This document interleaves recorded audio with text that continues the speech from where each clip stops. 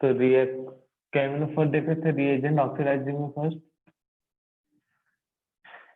केमिनोफोर, इसमें था third reaction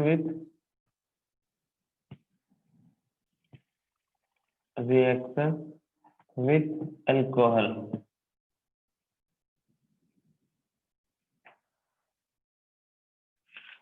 reaction with alcohol, तो अल्कोहल होगा ही प्राइमरी, सेकेंडरी और टर्सरी। CH3OH 0 डिग्री मतलब methyl alcohol, methanol.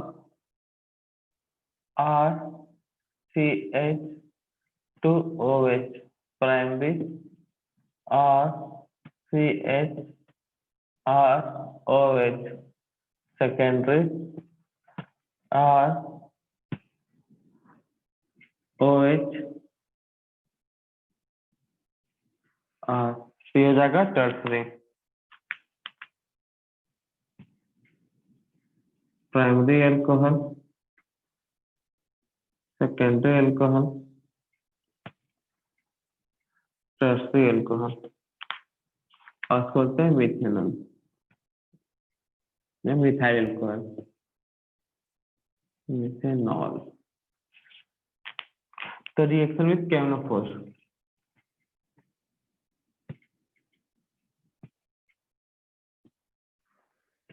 Week strong, weak strong,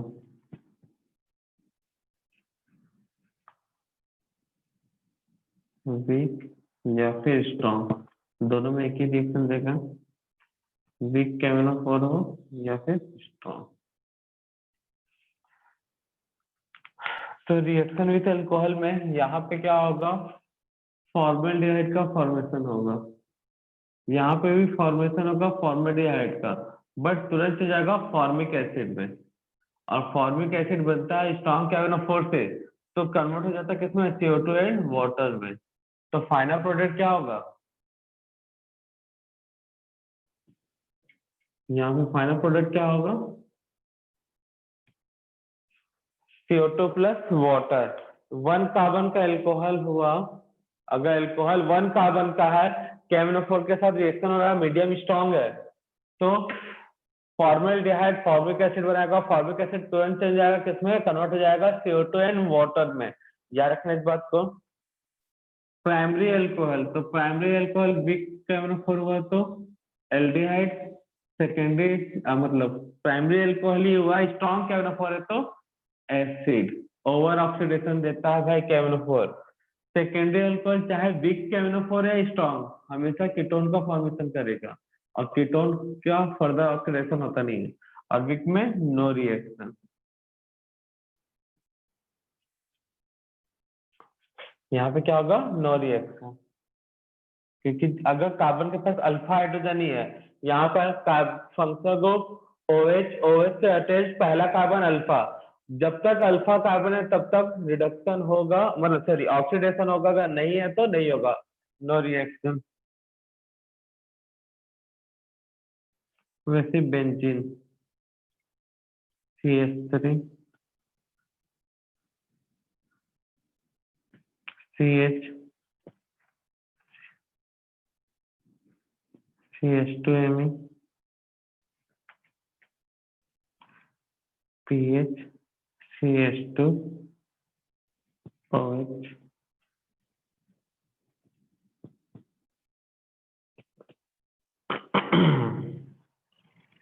एक मिनट,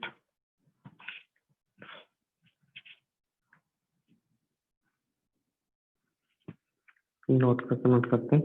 बेंजीन के ऊपर CH3, benzene CH2Me, benzene CHMe PH CMe। तो इसका भी देखा होगा केमिनोफोर से देखे हैं, तो इसमें अल्फा हाइड्रोजन मतलब कार्बन के पास हाइड्रोजन है, इसमें कार्बन के पास हाइड्रोजन नहीं है, तो KMnO4 से जब रिएक्शन कराओगे इसका, तो प्रोडक्ट क्या रखना है इसमें भाई, सब में कार्बोक्सिलिक एसिड मिलेगा, मतलब benzene benzoic acid, benzoic acid, benzoic acid, और यहाँ पे नो रिएक्शन। जब तक हाइड्रोजन रहेगा कार्बन के पास तब तक ऑक्सीडेशन होगा, जैसे हाइड्रोजन खत्म ऑक्सीडेशन पॉसिबल नहीं होगा। नोट डाउन कर लो इसको, तो ये सब याद रखना बच्चा आप लोगों को। तो नोट करना, it gives oxidative cleavage and form aldehyde and ketone by dissociation of unsaturated bond. O3 zinc और वाटर, इनको बोलते हैं ओजोनोलाइसिस रिएजेंट। तो होता है क्या भाई, देख लो, A reaction with alkene, reaction with alkene,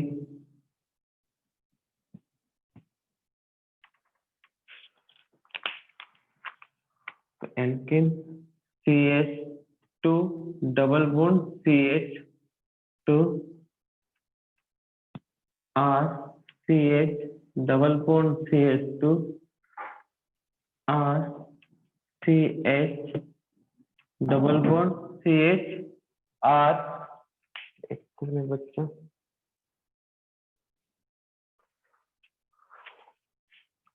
R double bond CH R,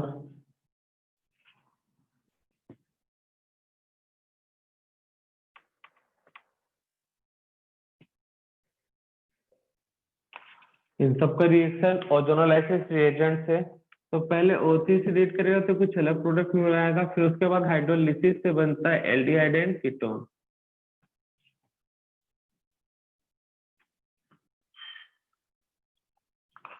उसके बाद पहले ट्रायोजेनाइड स्ट्रक्चर बनाएगा, देन जिंक और वाटर से, जिंक के प्रेजेंस में हाइड्रोलाइसिस होता है, जिंक के प्रेजेंस में क्या होगा यहाँ पे हाइड्रोलाइसिस, और मिलेगा ऑक्सीडेटिव क्लीवेज वाला प्रोडक्ट। तो हो करना क्या है, सिंपल सा भाई, बॉन्ड ब्रेक कर देना ओजोनोलाइसिस में। जहां भी अनसेचुरेशन दिखा तो एक साथ दो बॉन्ड हटा देना है, ठीक है ना, या तो एक सिग्मा एक पाई, या फिर दोनों पाई हटेगा।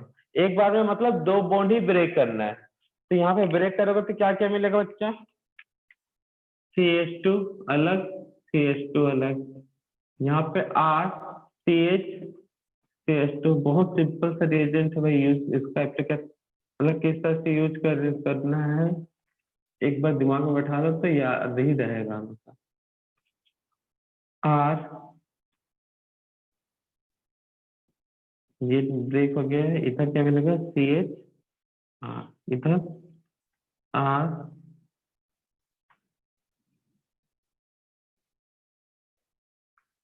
अब क्या करना है भाई, दोनों साइड ऑक्सीजन दे दो, इसका फाइनल प्रोडक्ट मिल जाएगा।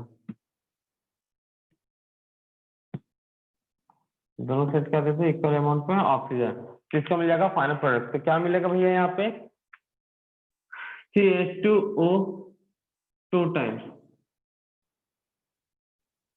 मतलब HCHO, CH2O को ही क्या बोलेंगे, HCHO फॉर्मेल्डिहाइड। यहाँ पे क्या मिलेगा, RCHO प्लस CH2O फॉर्मेल्डिहाइड। यहाँ पे क्या मिलेगा, 2 टाइम्स ऑफ RCHO। यहाँ पे क्या मिलेगा, R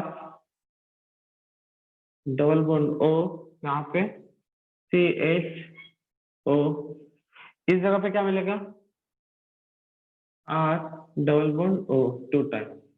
क्लियर है। अब O3 से रिएक्शन करके क्या बनाएगा, ओजोनाइड स्ट्रक्चर बनाएगा। तो ओजोनाइड में क्या करना है, एक ऑक्सीजन ऊपर दो नीचे, एक ऊपर दो नीचे, यहाँ पे भी एक ऊपर दो नीचे, ये दो ऊपर एक नीचे, ये ट्रायोजेनाइड बनाने का तरीका है। अब इसको ऐसे मिला दो,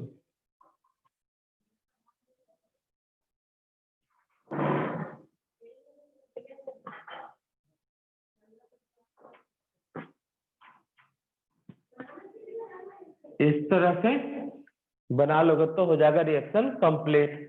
तो कोई बड़ी बात नहीं है O3 ओजोनोलाइसिस रिएजेंट को यूज करना। तो पहले ट्रायोजेनाइड स्ट्रक्चर बनता है, उसके बाद जिंक के प्रेजेंस में हाइड्रोलाइसिस होगा और क्या बनेगा, या तो एल्डिहाइड या फिर कीटोन। तो टर्मिनल एल्कीन हुआ तो एल्डिहाइड, ठीक है ना। अगर कोई बीच में कार्बन या टर्मिनल से अटैच्ड है सब्स्टिट्यूटेड तो एल्डिहाइड। यहाँ पे भी एल्डिहाइड, अगर दो कार्बन है तो क्या बनेगा, कीटोन। तो सिंपल से बॉन्ड ब्रेक करना, दोनों साइड ऑक्सीजन, ये हमारा फाइनल प्रोडक्ट। वैसे ही कुछ केमिनोफोर में करते थे, बट केमिनोफोर में एल्डिहाइड होता था तो आगे जाके कार्बोक्सिलिक एसिड में हो जाता था कन्वर्ट, बट ओजोनोलाइसिस में ऐसा नहीं होता। नोट डाउन कर लो जल्दी से बच्चे लोग। नेक्स्ट बेटा रिएक्शन विथ एल्काइन। आर, पहले सिंपल सा CH triple bond CH, or C triple bond CH, or C triple bond C, C and R। ये हुआ भाई एल्काइन में रिएक्शन, पहले O3 ओजोन से,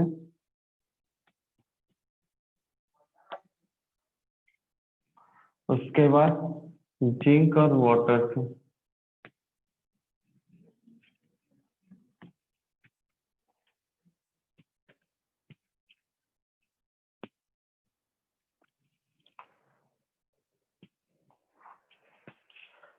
तो एक बार में क्या होगा भाई, दो पाई बॉन्ड हो जाएगा ब्रेक और दोनों साइड ऑक्सीजन। तो फाइनल प्रोडक्ट क्या मिलेगा, CH CH R C CH R C C R, दोनों side oxygen.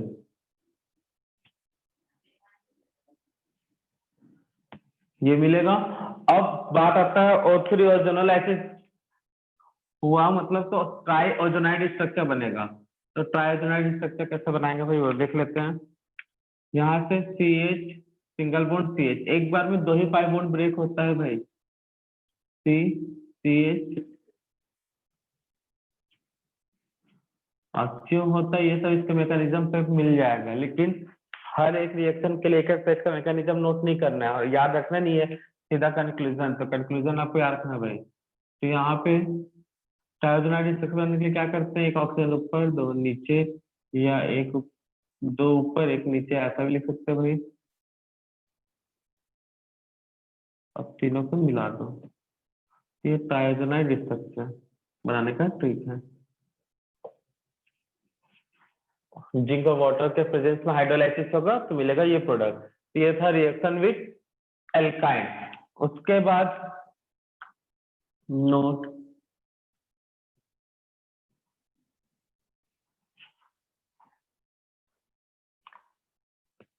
O3 and zinc and water react on, एक मिनट, अगर पहली बार बोले तो firstly react on electron rich centre, react on electron rich centre. That means अगर हमारे पास दो possibility है,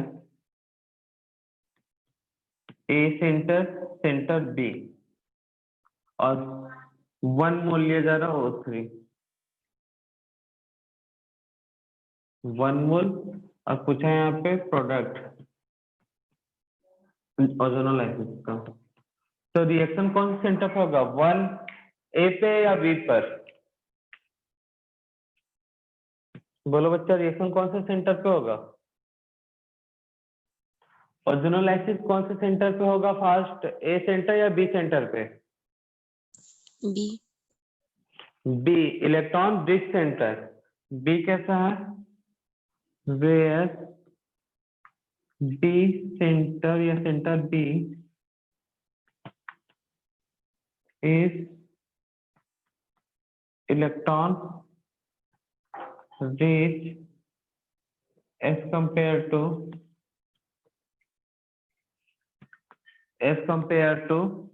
center A। इसलिए है ओजोनोलाइसिस एजेंट रिएजेंट कहाँ रिएक्ट करेगा भाई? Firstly react on centre B. कहाँ पे रिएक्ट करेगा बच्चा? Centre B. तो ओजोनोलाइसिस वाला पहले ट्राइओजोनाइड स्ट्रक्चर कहाँ पे बनेगा? इस सेंटर पे। और यहाँ पे बॉन्ड ब्रेक होगा, दोनों साइड क्या दे देना भाई? सिंपल सा ऑक्सीजन। तो मिलेगा क्या? कितने कार्बन? 1 2 3 4 5 6। तो 1 2 3 4 5 6 CHO CHO। और यहाँ पे क्या बनेगा? पहले ट्राइओजोनाइड स्ट्रक्चर। ये नोट डाउन कर लो इसको, ये वाला चीज याद रखना भाई। ऐसे एक्चुअल में देखा जाए तो सभी oxidising reagent electron rich centre में फर्स्टली रिएक्ट करते हैं, ठीक है ना भाई? इस बात को याद रखना ऑलमोस्ट, ठीक है? नोट डाउन कर लो।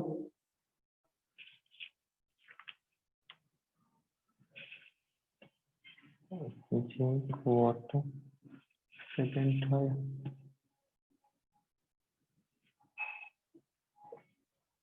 OSO4 osmium tetra oxide. Uses में नोट करना, यूज में इसका it is formed alpha beta diol. It is formed alpha beta diol by oxidative cleavage of alkene. Oxidative cleavage of alkene. तो alkene के oxidative cleavage से क्या देगा? Alpha beta diol. Alpha beta diol में भी सीस करना, ठीक है ना? अल्फा बीटा सीस, अल्फा बीटा डाइऑल। तो भैया एल्केन में क्या है यहाँ पे? CH double one CH R CH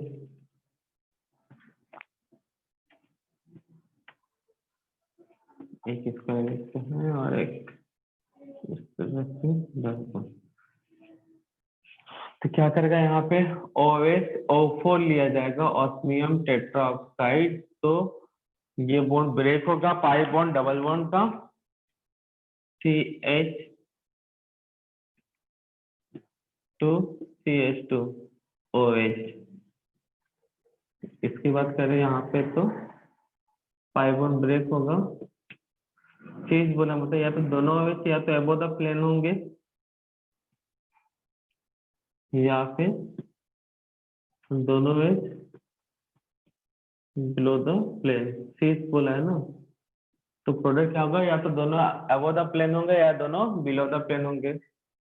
sir सिल्वी को एंट्री हो। हाँ, it gives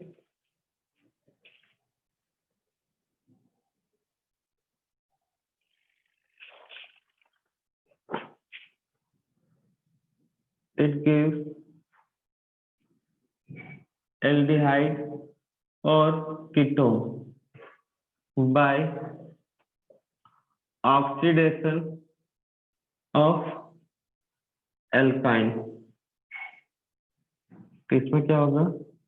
CH triple bond CH OSO4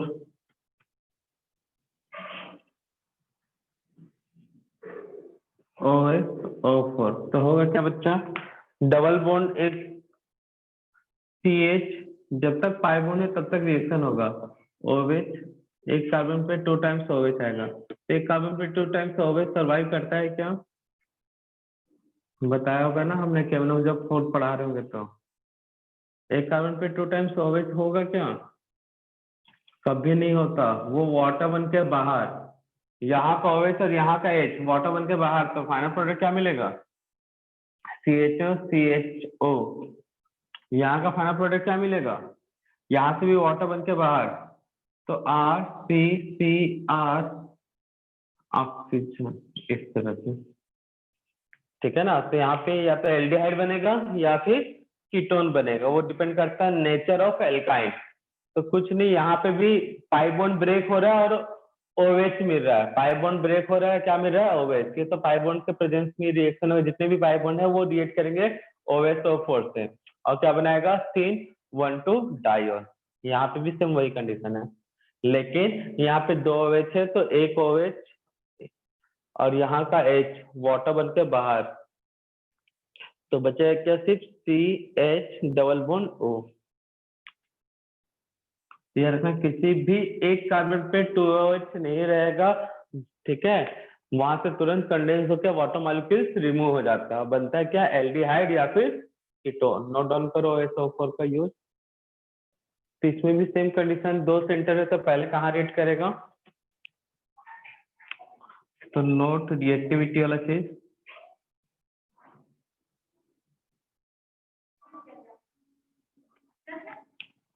order of reactivity. तो इलेक्ट्रॉन बेस सेंटर एल्किन ज्यादा अच्छा होता है एल्काइन से, तो 2 पॉसिबिलिटी एल्किन और एल्काइन, तो रिएक्शन कहाँ पे होगा एल्किन पे। अगर 2 एल्किन है, इलेक्ट्रॉन रिच एल्किन,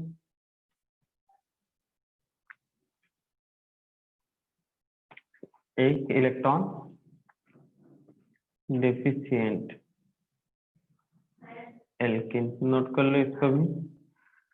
तो एल्किन और एल्काइन में अगर कंपैरिजन किया जाए तो पहले रिएक्शन कहाँ होगा एल्किन पे, और एक इलेक्ट्रॉन रिच एल्किन है इलेक्ट्रॉन डेफिशिएंट, तो रिएक्शन कहाँ पे होगा जो इलेक्ट्रॉन रिच एल्किन है वहां पे।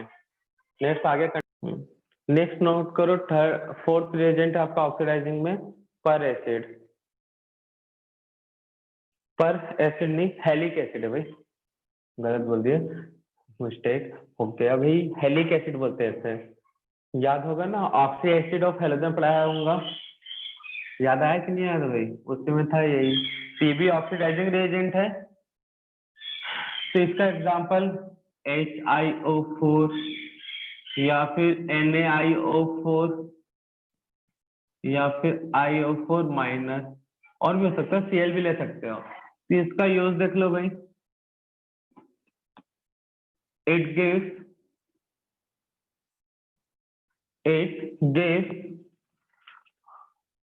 oxidative cleavage, it gives oxidative cleavage of alpha beta diol and form, it gives oxidative cleavage of alpha beta diol and form carbonyl compound। तो कार्बोनिल कंपाउंड मतलब क्या होगा भाई, देखो यहाँ पे ऑक्सीडेटिव क्लीवेज बोल रहा है ये अल्फा, ये फर्स्ट कार्बन अल्फा तो सेकंड कार्बन होगा चला बीटा, या 1,2 डाइऑल भी बोल सकते अल्फा बीटा की जगह पे। तो क्या करता बच्चा, यहाँ से ऐसे बॉन्ड ब्रेक करेगा HiO4 और बनाएगा क्या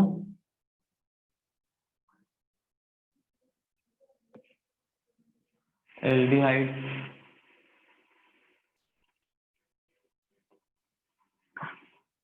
अगर इस तरह का हुआ HiO4 लोगे तो यहाँ पे बॉन्ड ब्रेक करेगा, सॉरी OH था, OH बॉन्ड ब्रेक करेगा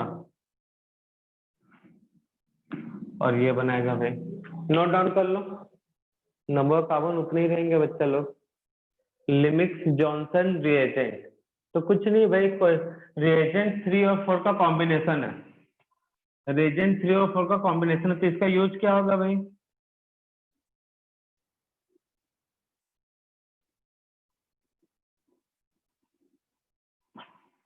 it gives oxidative cleavage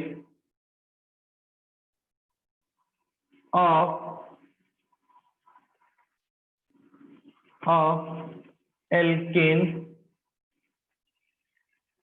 it gives oxidative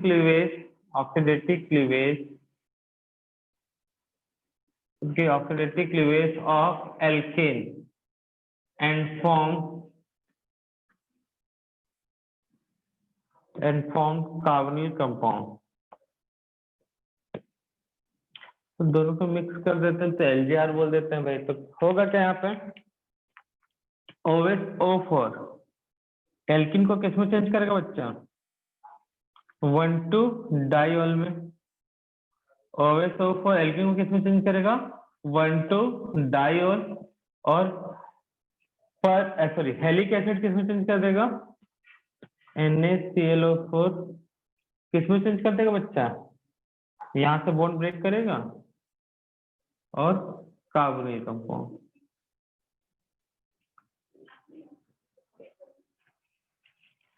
तो दोनों को मिला के बोला जाता है LJR reagent.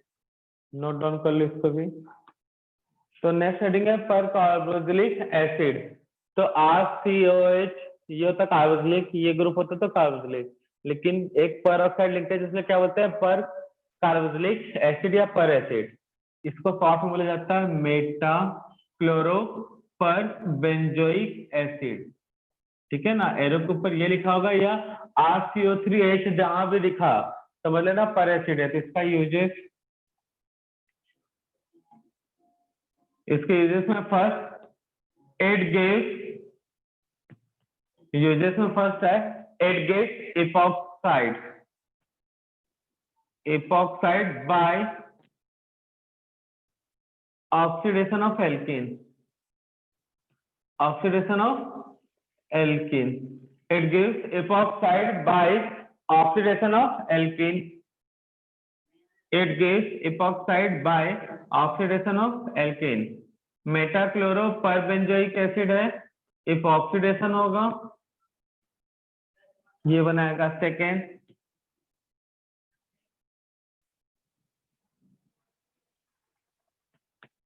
It is formed ester from, it is formed ester from ketone। तो RCOR इसका यूज करोगे RCO3H का, तो क्या होगा RCOR किसी एक से ऑक्सीजन। ठीक है ना, ऑक्सीजन का इंसर्शन होगा, किसका फॉर्मेशन होगा, एस्टर का। इसके बाद एक रिएजेंट है H2O2 पर ऑक्साइड। इसका भी जो भी रिएक्शन है पर ऑक्साइड का सिमिलर टू कार्बोक्सिलिक एसिड। तो नोट कर लेना 7 में सिमिलर टू कार्बोक्सिलिक एसिड। तो फिर आज का सेवा यहीं पे करते हैं समाप्त, बाकी नेक्स्ट क्लास में डिस्कस करते हैं। ठीक है ना बच्चा लोग।